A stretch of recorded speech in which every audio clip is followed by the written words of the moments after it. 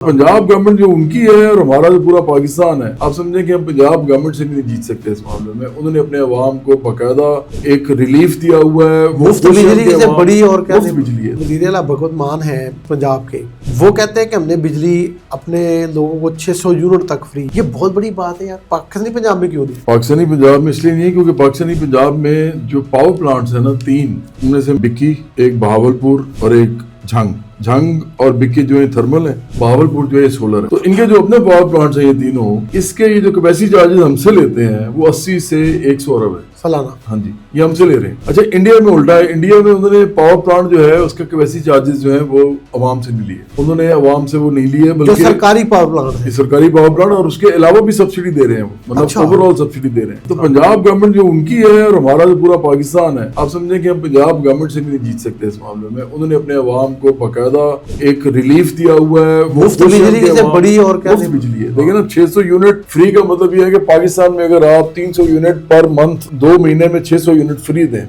तो उसके बाद लोगों के लिए और क्या सहूलत आपने देनी है। उनकी तो हर चीज ही तकरीबन एक तरह से वो खुश हो जाते हैं और हर चीज ठीक हो जाती है।